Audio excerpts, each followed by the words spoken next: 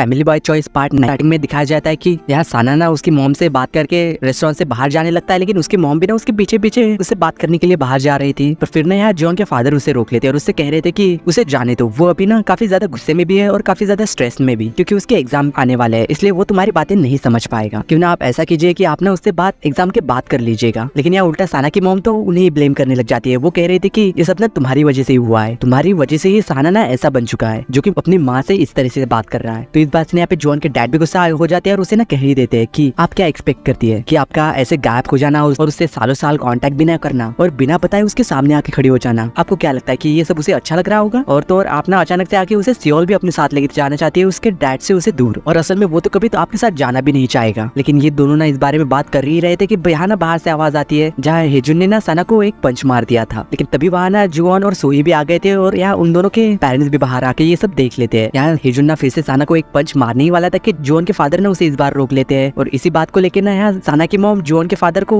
Taunt मारते हैं उसके पेरेंटिंग स्टाइल को लेके। कह रहे थे कि आपने तो इन्हें जरा भी सेल्फ कंट्रोल नहीं सिखाया, जरा से गुस्से पे ये दोनों तो लड़ पड़े। फिर जब नेक्स्ट सीन में हम यहाँ पे डिनर टेबल पे दिखाया जाता है, यहाँ पे ये लोग खाना तो खा रहे थे लेकिन एक दूसरे से ना जरा भी बात नहीं कर रहे थे। पर इसी दौरान ना फिर यहाँ पे साना के फादर ने जॉन से पूछ लेते हैं कि इन दोनों को हुआ क्या है, इतने ज्यादा चुपचाप से क्यों लग रहे हैं सब। तो जॉन भी ना उन्हें बता देते हैं कि आज ना इन दोनों की लड़ाई हो गई थी, इसलिए ये दोनों तो बात ही नहीं कर रहे एक दूसरे से। और फिर बाद में ना साना की मॉम ने मेरे डैड को उनके पेरेंटिंग स्टाइल को लेके भी ताना मारा था, इसलिए डैड भी काफी ज्यादा गुस्से में है। तो फिर वही जब नेक्स्ट डे हम यहाँ पे स्कूल में दिखाया जाता है जाके जॉन ना दानो को कल हुई सारी बातें बता देती है और कह रही थी कि अब तो मुझे पता ही नहीं कि वो दोनों ना एक दूसरे से कब बात करेंगे। लेकिन दाल भी उसे समझा रही थी कि अरे कोई बात नहीं, वो ना जल्दी ही बात करेंगे, इन सब चीजों में ना थोड़ा टाइम लगता है, तुम्हें बस इंतजार करना होगा। लेकिन यार जॉन फिर भी कह रही थी कि अरे बाप रे इतना समय लगेगा तो मैं तो मर ही जाऊंगी, मैं इतना ज्यादा वेट नहीं कर सकती। लेकिन वही जब बाद में पे जॉन ना अपनी पूरी ही कोशिश कर लेती है उन दोनों को मनाने के लिए, एक दूसरे से बात करवाने के लिए, लेकिन उसकी सारी ही कोशिशें ना बेकार चली गई थी क्योंकि वो दोनों तो मान ही नहीं रहे थे, काफी ज्यादा अड़ियल थे दोनों। लेकिन बेचारी उन दोनों को मिलाते मिलाते ना ये खुद ही काफी ज्यादा थक चुकी थी। तो वही जब नेक्स्ट डे फिर से हमें स्कूल में दिखाया जाता है, यहाँ जॉन ना फिर से दाल से कह रहे थे कि मुझे ना उन दोनों की पैचअप करवाना ही होगा हेजुन के बर्थडे से पहले, वरना तो उसके बर्थडे पे भी ना ये दोनों लड़े पड़ेंगे और पूरा माहौल ही खराब हो जाएगा। और तो और हेजुन की आंटी भी आने वाली है, अगर उन्होंने ये सब देख लिया ना तो उन्हें भी काफी ज्यादा बुरा लगेगा। तो इस बात से यहाँ पे दाल को ये बात पता चलती है कि हेजुन की ना एक आंटी भी है, वो अकेला नहीं है। लेकिन तभी इन दोनों के बातों के बीच में ना वो लड़का फिर से वहाँ आ गया था और वो ना यहाँ जॉन को एक टैबलेट देते हुए कह रहा था कि क्या तुम मेरे साथ यहाँ घूमने चलना चाहोगी। पहले तो यहाँ जॉन ने उसे मना करके भेज देती है, लेकिन जैसे ही वो टैबलेट देखती है जहाँ की लिखा हुआ था एक बार अगर आप साइकिल का चक्कर काट लेंगे ना तो आपकी दोस्ती ना फिर से पहले जैसी हो जाएगी। ये देख के यहाँ पे जॉन तो काफी ज्यादा खुश हो गई थी और उसे आइडिया आता है कि मुझे ना साना और हेजुन को वहाँ लेके जाना चाहिए उनका पैचअप करवाने के लिए। और वो ना यहाँ दाल को भी ये बात बताते हैं कि मैं ना उन दोनों को वहाँ पे लेके जाऊंगी और वो ना सीधे ही भाग के उन दोनों के पास चली जाती है उन दोनों से पूछने के लिए। यहाँ पहले तो ये दोनों ही ना मना कर रहे थे, लेकिन किसी तरीके से ना वो दोनों को मना लेती है एक दूसरे को जेलस फील करवाने के लिए कि अगर तुम नहीं आओगे तो मैं ना उसके साथ चली जाऊंगी। तो इसलिए ना ये दोनों भी मान गए थे। और बाद में ना वो जाके दाल को भी पूछती है कि क्या तुम भी हमारे साथ चलना चाहोगी, वो बाइक ना 4 सीटर होगी इसलिए तुम भी हमारे साथ आना। पहले तो यार दाल उसे मना कर रही थी, लेकिन जॉन के कहने पे ना फिर वो मान ही जाती है कि ठीक है मैं भी आऊंगी। फिर वही जब हमें अपने नेक्स्ट डे दिखाया जाता है जब यार वो ना उसकी मॉम के साथ आ रही थी, या उसकी मॉम ना उसे अकेडमी के बाहर उसे ड्रॉप कर देती है। उसे लग रहा था कि शायद ना वो अकेडमी जाएगी, लेकिन वही उसके जाने के बाद ना यहाँ पे दाल तो जॉन से मिलने चली गई थी क्योंकि वो ना घूमने जाने वाले थे। तो वही इधर दिखाया जाता है कि पार्क में ना ये तीनों पहले ही पहुंच चुके थे और वही यहाँ काफी सारी लड़कियां ना हेजुन और दाल को देख के काफी ज्यादा खुश हो रही थी। लेकिन वही बाद में ना जब उसकी क्लासमेट वहाँ आ जाती है तो यार वो जाके ना उससे पूछते है कि अचानक से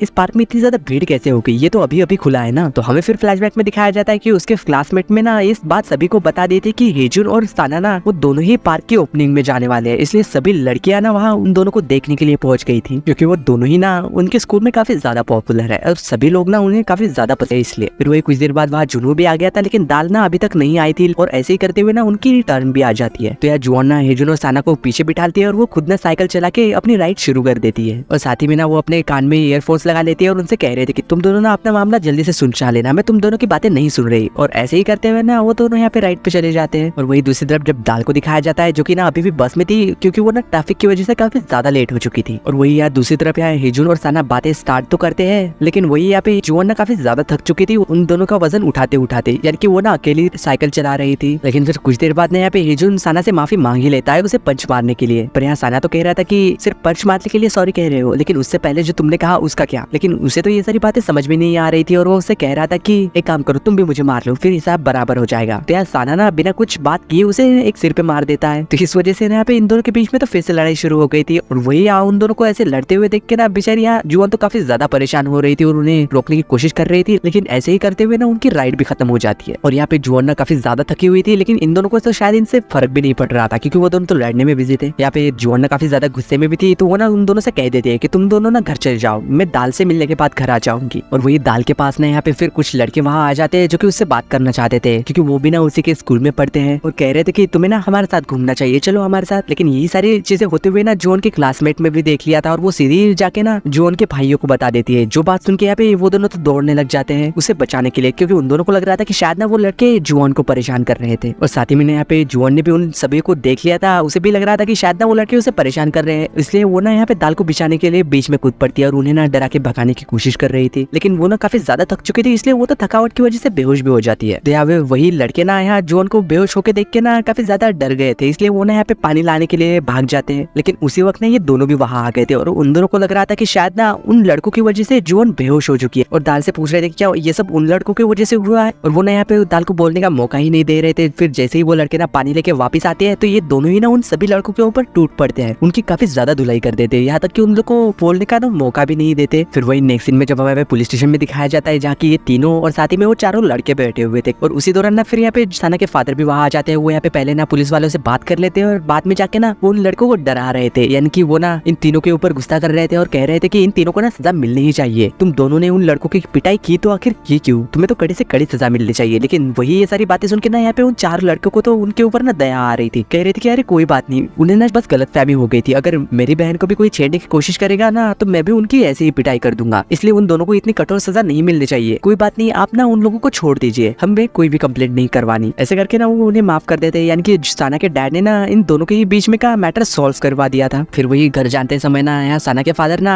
दाल को उसके एकेडमी के बाहर छोड़ देते हैं, लेकिन उसे ऐसा करते हुए ना दाल की मॉम ने देख लिया था, जो कि ये देख के ना काफी ज्यादा गुस्सा थी। और फिर ना वो दाल के पास जाके उससे पूछ रहे थे कि वो लोग कौन थे और तुम अपने कॉल्स का जवाब भी नहीं दे रही थी, तुम ठीक है, तुम तो एकेडमी भी नहीं गई थी, तुम जानते हो कि मैं कितने ज्यादा परेशान हो गई थी। लेकिन यार दाल ना उनसे माफी मांगने लग गई थी, कह रही थी कि माफ कीजिए, आइंदा से ऐसा नहीं होगा, मेरे फोन की बैटरी ना डेड हो गई थी। और साथ ही में बता रही थी कि वो ना मेरी दोस्त थी और उसके फादर, और साथ ही में जो उनके ब्रदर के बारे में बता रही थी, कह रही थी कि मैंने आपको पहले भी उनके बारे में बताया है ना, जिसके मार्क के स्कूल में ना काफी ज्यादा अच्छे आते हैं, मैं तो बस उन लोगों के साथ ही पढ़ाई कर रही थी क्योंकि मुझे ना उसके नोट्स चाहिए थे। तो यही बातें सुन के यहाँ पे दाल की मदद थोड़ी रिलैक्स हो गई थी कि अच्छा तो तुम पढ़ाई करने गई थी। वही दूसरी तरफ यहाँ पे जुआन ना कार में ही सो गई थी, इसलिए ये दोनों ही ले जाके ना उसे उसके कमरे में लेटा देते हैं और उसे कंबल भी उड़ाते हैं। लेकिन शायद ना यहाँ पे जुआन ना अभी भी नींद में थी और वो बड़बड़ा रही थी और उन दोनों से पूछ रही थी कि क्या तुम दोनों ने पैचअप कर लिया। तो वो ना यहाँ पे फिर नाटक करने लग जाते हैं, कह रहे थे कि हाँ हम दोनों ने पैचअप कर लिया, अब तुम सो जाओ, टेंशन मत लो। ये सब कह के ना वो वहाँ से बाहर चले गए थे। लेकिन बाहर जाते ही ना हेजुन तो उसके ऊपर गुस्सा हो रहा था कि हमने पैचअप कब किया। तो साना भी कह रहा था कि हमें नहीं पता, लेकिन दाल ने मुझे बताया कि कुछ दिनों से ना जुआन की तबीयत ठीक नहीं है, इसलिए हमें ना कम से कम उसके सामने तो नाटक करना ही होगा ताकि वो परेशान ना हो। और हमारी लड़ाई की वजह से ना हम उसके ऊपर ध्यान भी नहीं दे पा रहे, कम से कम हम पैचअप करने का प्रिटेंड तो कर सकते हैं ना। और तुम अपने बर्थडे पे भी ना इस तरह से मुंह बनाओगे ना तो सब लोग परेशान रहेंगे, इसलिए ये बात किसी को पता नहीं चलनी चाहिए। और इधर दिखाया जाता है जाके जुआन और दाल ना साथ में स्कूल जा रहे थे और इसी दौरान ना वो दोनों साथ में बातें करते हुए कह रहे थे कि हम दोनों का प्लान ना सक्सेसफुल रहा, क्यों उन दोनों ने ना कल रात पैचअप कर लिया है। और आज सुबह ना खाने के दौरान उन दोनों ने लड़ाई भी नहीं की और काफी समय बाद ना हम सब ने बैठ के साथ में अच्छे से लंच किया शांति से। लेकिन वो देख रही थी कि यहाँ पे दाल ना कुछ परेशान सी लग रही है, इसलिए वो ना वो उससे पूछने की कोशिश भी करती है कि क्यों, क्या हुआ, कोई बात है क्या, क्या कल रात तुम्हारी मॉम ने तुम्हें डांटा तुम्हारे घर लेट जाने पे। लेकिन यार दाल ना उसे सच्चाई नहीं बताती, कह रही थी कि अरे मैं ठीक हूँ, मेरे पेरेंट्स ने ना मुझे डांटा नहीं, सच कह रही हो और तुम टेंशन मत लो। और वही इधर यहाँ पे क्लास में ना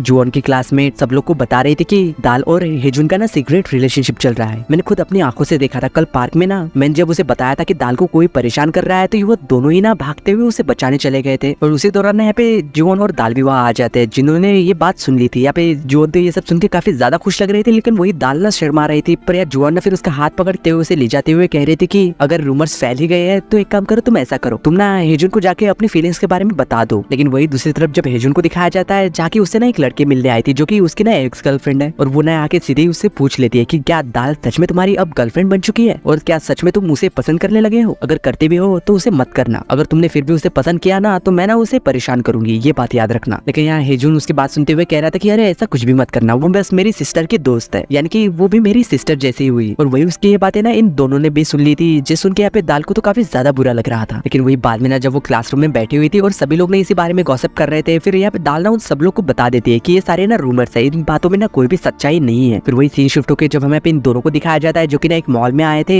हेजुन का बर्थडे प्रेजेंट खरीदने के लिए, क्योंकि उसके बर्थडे जो आने वाला था। इसी दौरान ना वो दोनों यहाँ पे तो काफी ज्यादा घूमने लग जाते हैं, लेकिन उन्हें ना कुछ पसंद ही नहीं आ रहा था। और फिर ना वो उसे दाल के बारे में बता देती है कि दाल ना असल में हेजुन को पसंद करती है, लेकिन वो ना उसे बता ही नहीं पा रही अपनी फीलिंग्स के बारे में। अगर दाल ना उसे अपनी फीलिंग्स के बारे में बता देगी तो सब कुछ ठीक हो जाएगा। तो साना ना ये बात सुन के उससे कहता है कि वो ना डरती है, अगर वो ना हेजुन को ये बात बता देगी और हेजुन ने उसे रिजेक्ट कर दिया तो वो ना फिर दोस्त भी नहीं रह पाएंगे, यानी कि उन दोनों का दोस्ती वाला रिश्ता भी खत्म हो जाएगा। इसलिए शायद वो नहीं बताना चाहती थी। और फिर बाद में दिखाया जाता है कि काफी ढूंढने के बाद ना वो लोग हेजुन के लिए एक शूज खरीदते हैं, और साथ ही में ना यहाँ साना ना जुआन के लिए भी एक शूज खरीदता है जो कि उसे ना काफी ज्यादा पसंद आ गए थे। लेकिन जब ना फिर वो दोनों बिलिंग कराने जा रहे थे तो यहाँ पे वो लेडी ना उन दोनों को एक डिस्काउंट दे देती है, कह रही थी कि हमारे पास ना डिस्काउंट ऑफर चल रहा है कपल्स के लिए। लेकिन यहाँ साना उसे बताने ही वाला था कि हम कपल्स नहीं है, पर यहाँ जुआन ने उसे रोक लेती है, कह रही थी कि मत बताओ वरना हमें डिस्काउंट नहीं मिलेगा। फिर वही सीन शिफ्ट होकर हमें यहाँ पे साना की मदर और उसकी बेटी को दिखाया जाता है जो कि ना बाहर लंच पे आए हुए थे। लेकिन जैसे ही यहाँ पे उसकी मॉम ना उठ के वॉशरूम चली गई थी, लेकिन इसी दौरान ना यहाँ पे जुई को साना और हेजुन दिखाई देती है, तो वो ना भागते हुए उसे रोकने के लिए चली गई थी। या वो ना उसके भाई को आवाज देती है, और जैसे ही वो सीढ़ियों से नीचे उतर रही थी लेकिन पैर स्लिप होकर ना वो नीचे गिर जाती है। तो ये देख के ना साना भी दौड़ के उसके पास आ जाता है और उससे पूछ रहा था कि कहीं तुम्हें चोट तो नहीं लगी। लेकिन इसी दौरान ना फिर यहाँ पे साना की मॉम भी वहाँ आ जाती है और उसे ना डांट रही थी और कह रही थी कि मैं तुमसे कहा था ना कि अकेले कहीं भी मत जाना। और साथ ही में ये भी उससे कह देती है कि अपने भाई के पास ना ऐसे मत जाया करो, क्योंकि वो जहाँ भी होता है ना वहाँ सिर्फ बुरी चीजें होती है। लेकिन ये बात सुन के ना यहाँ पे जॉन को तो काफी ज्यादा गुस्सा आ गया था और वो ना साना को डिफेंड करने लग जाती है। उससे कह रही थी कि नहीं, वो जहाँ भी होता है ना वहाँ पे हमेशा ही अच्छी चीजें होती है। उसके आने के बाद ना मेरे फादर की लॉटरी भी लगी थी और हम सब लोग ना काफी ज्यादा खुश हुए थे साना के हमारे घर आने पे, और भी वो ना ऐसी काफी सारी चीजें उन्हें बता रही थी। और फिर ना वो यहाँ पे साना का हाथ पकड़ के उसे उसके मॉम के सामने से लेके चली जाती है। फिर वो लोग ना एक जगह जाके स्ट्रीट परफॉर्मेंस देख रहे थे, लेकिन इसी दौरान ना साना तो जुओन को ही देखे जा रहा था और याद कर रहा था कि किस तरह से जुओन ने ना बचपन से ही साना का साथ दिया है और उसे ना हमेशा ही डिफेंड किया है, उसे प्रोटेक्ट किया है। और हमें यहाँ पे इस बात से ये पता चलने लग जाता है कि साना ना अब शायद जुओन को थोड़ा थोड़ा तो पसंद करने ही लगा था, शायद ना उसके मन में फीलिंग्स तो आने लगी थी। फिर टाइम स्किप होके ना हमें सीधे ही हेजुन के बर्थडे पे दिखाया जाता है, जाके जुओन तो काफी ज्यादा सैड लग रही थी, क्योंकि जब भी ना हेजुन की आंटी वहाँ आती थी वो हमेशा ही ना काफी ज्यादा उदास उदास सी बातें करने लग जाती थी, ऐसी बातें जिन्हें सुन के यहाँ पे ये सभी लोग ना काफी ज्यादा अपसेट हो जाते थे। और तो हेजुन को भी ना उन बातों से काफी ज्यादा बुरा लगता था। लेकिन वही उसे देख के ना साना तो उसे समझाने लग गया था कि ऐसी कोई भी बात हेजुन की आंटी के सामने मत करना, वो साल में एक ही बार तो हमारे घर आती है हेजुन से मिलने के लिए, इसलिए उनकी बातों को ना तुम इग्नोर कर देना प्लीज, उसके सामने ऐसा कुछ भी मत कहना। फिर वही कुछ देर बाद ना वहाँ हेजुन की आंटी भी आ गई थी जो कि ना काफी सारी खाने की चीजें लेके आई थी। फिर कुछ देर बाद ना वो हेजुन को उसके कमरे में लेके चली जाती है उससे अकेले में बात करने के लिए, और कह रही थी कि तुम्हें ना शायद अपने बायोलॉजिकल डैड के साथ चले जाना चाहिए, पिछले 10 सालों से ना ये फैमिली हमारे ऊपर एहसान कर रही है, इन लोगों ने ना हमारे लिए काफी कुछ किया है, और तो और आगे ना तुम्हारा कॉलेज भी स्टार्ट होने वाला है और कॉलेज की फीस ना कोई कम नहीं होती। पर यहाँ हेजुन तो कह रहा था कि अरे आंटी आप टेंशन, मैं ना इन लोगों के साथ काफी अच्छे से बिहेव करता हूँ। लेकिन हेजुन की आंटी फिर भी उसे समझाते हुए कह रही थी कि देखो बाहर ना साना तुम्हारे लिए टेबल सजा रहा था, लेकिन तुम तो उसकी मदद भी नहीं कर रहे थे, और जोन भी काफी सारे काम कर रही थी, लेकिन तुम ना किसी काम में उनकी मदद नहीं कर रहे। लेकिन वही ये सारी बातें ना जोन के फादर भी बाहर से सुन लेते हैं जो कि उन्हें बुलाने के लिए जा रहे थे। फिर कुछ देर बाद ना जब ये सब लोग एक जगह पे बैठ जाते हैं और हेजुन का बर्थडे मना रहे थे, और साथ ही में साना और जोन भी ना उसे अपना अपना लाया हुआ प्रेजेंट दे रहे थे, जो कि यहाँ पे वो दोनों ना काफी ज्यादा खुश थे। लेकिन फिर से जैसा कि हमेशा होता है यहाँ पे हेजुन की आंटी ना फिर से यहाँ पे शुरू हो गई थी। वो यार जोन के डैड से कहने लग गए थे कि आपका ना बहुत ज्यादा शुक्रिया कि आपने उसे 10 साल तक अपने पास रखा, उसे बड़ा किया, उसे संभाला। आजकल ऐसा कौन होता है जो कि दूसरे के बच्चों को ऐसा ख्याल रखता है। आपके पास अपनी एक बेटी भी थी, लेकिन उसके बावजूद भी ना आपने हेजुन को अपनाया, उसे अपने बेटे जैसा पाला है, और हेजुन को ना आपके साथ अच्छे से रहना चाहिए। और हेजुन ना जब बड़ा होके काम करने लग जाएगा तो हेजुन ना आपको आपके सारे ही पैसे लौटा देगा। लेकिन वही ये सारी बातें सुनकर यहाँ पे जॉन के डैड को तो काफी ज्यादा बुरा लग रहा था। वो तो यहाँ पे कुछ बोल ही नहीं पा रहे थे, पर फिर भी वो यहाँ पे कह ही देते हैं कि ऐसे कौन से बच्चे होते हैं जो कि बड़े होने के बाद अपने माँ बाप को उनकी परवरिश के सारे पैसे लौटा देते हैं। और इसे कहते हुए ना वो तो यहाँ पे काफी ज्यादा ड्रिंक कर लेते हैं और वो ना यहाँ पे काफी कुछ कहने लग जाते हैं। हेजुन को हमारे साथ अच्छे रहने की कोई जरूरत नहीं है, क्योंकि आप हमेशा ही ना उसे हमारे साथ अच्छा रहने के लिए कहती है। वो पहले से ही ना काफी ज्यादा अच्छा बच्चा है, वो हमेशा ही ना हमारी हर काम में मदद करता है, तो हमेशा ही आप उसे ही ऐसी बातें क्यों सुनाती है। यही सारी बातें ना वो हेजुन की आंटी को समझाने की कोशिश कर रहे थे कि वो ना हेजुन को अपने बच्चे की तरह मानती है। लेकिन वही ये सारी बातें सुन के ना हेजुन भी काफी ज्यादा सैड हो गया था, और साथ ही में यहाँ पे साना के डैड भी ना काफी ज्यादा ड्रंक हो गए थे, इसलिए ये दोनों ले जाके ना उन्हें उनके कमरे में सुला देते हैं। और वही बाहर ना जब यहाँ पे साना टेबल साफ कर रहा था, लेकिन फिर भी यहाँ पे हेजुन की आंटी ना जाके उसकी मदद करने लग जाती है और उससे कह रही थी कि अरे तुम जाके आराम करो, मैं ये साफ कर देती हूँ। और कह रही थी कि हेजुन को ना तुम लोग की मदद करनी चाहिए, तुम्हारे लिए तो तुम्हारे फादर पे करते हैं, लेकिन हेजुन के लिए ना सारी चीजें जुओन के फादर को पे करनी पड़ती है, तो इसलिए उसे ये बात समझनी होगी कि उसे ना ज्यादा हार्ड वर्क करना होगा और अच्छे से बिहेव करना होगा। लेकिन यहाँ उनकी ये बातें सुन के साना उनसे कह देता है कि हम सब लोग ना उन दोनों के लिए बराबर है, और मेरे डैड और जुओन के डैड ना इस तरह से कभी भी नहीं सोचते कि हेजुन ना किसी और का बच्चा है, वो दोनों ना उसे अपने बच्चे की तरह पालते हैं, इसलिए आपको भी उससे ना ये सही बातें नहीं करनी चाहिए। और वही उन दोनों की बातें ना यहाँ पे हेजुन ने भी सुन ली थी। फिर वही बाद में ना हेजुन जब उसकी आंटी को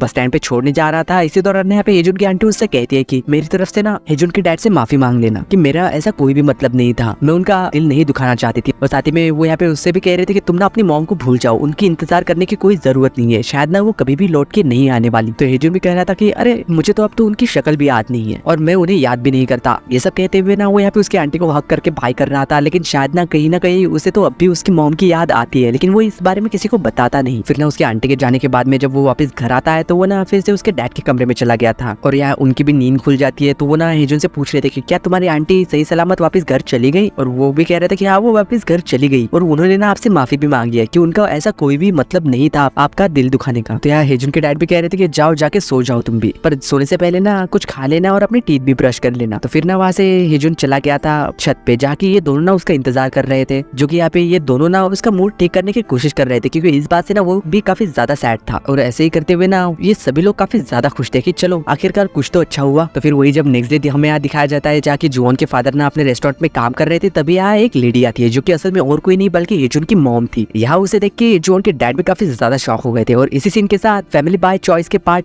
की एंडिंग होती है।